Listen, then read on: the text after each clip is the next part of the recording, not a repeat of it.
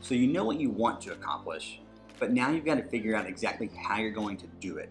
In this video, I'm going to show you a proven method to doing just that. If you haven't already, don't forget to hit subscribe and like this video. Every click helps us support this channel and keeps me motivated to keep making videos just like this one. And you can follow along on Instagram at WhitlockLife or hashtag WhitlockLife. I'd love to see what you're working on. The first key step is to write down your goal. It sounds simple, but there's more to it than you think. If you haven't seen that video, you can click the link above to get started there. Starting out at step 1 is critical to making sure that you're successful when you're working on your goals and the work gets tough. So be sure to check out the techniques I show you in that video. Step 2 is all about determining exactly what needs to be done to help you accomplish your goal. So you want to lose 20 pounds in 3 months? That's great, but how are you going to do it? Are you going to exercise more? How much and when? Are you going to eat better? How so? You've got to determine exactly what you need to do. Skipping this step means that you're willing to risk failure on your goals. Do not skip this step. To accomplish your goal, you have to stay focused.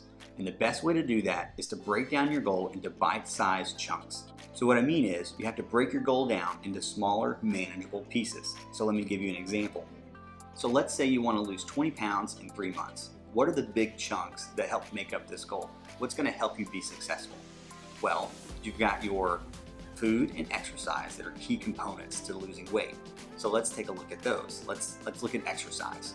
So within exercise, you've got to find a local gym. You need to create a workout routine. You need to do this, maybe find a local trainer, a personal trainer. You've got to do these things, and you've got to be very specific and make your actionable list verb-oriented, action-verb-oriented. So start your list of things you have to do with an action verb. You've got to find, you've got to create, you've got to develop, you've got to do. All these things make it clear as to what exactly you need to do and helps you determine when you need to do them. So this all may sound difficult, but let me remind you of a familiar quote.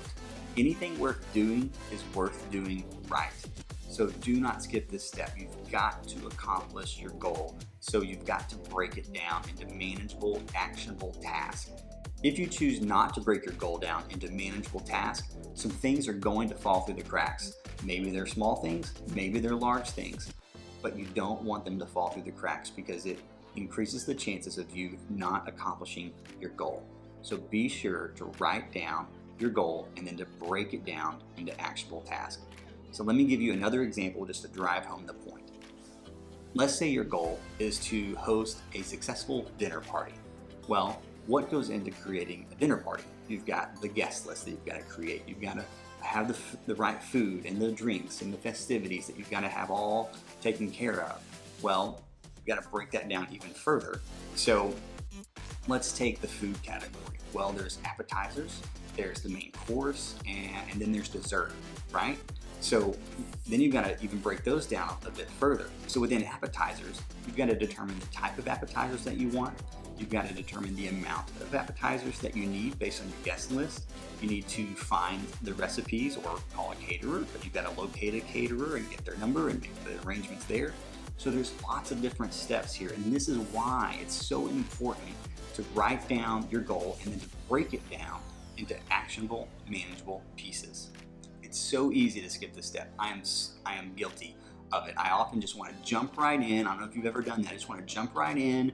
I've got this goal that I want to accomplish, that I want to achieve, and I just jump in without thinking it all the way through. Things fall through the cracks, and sometimes I'm successful, sometimes I'm just utter failure, and sometimes I maybe get a little bit of what I really wanted to accomplish.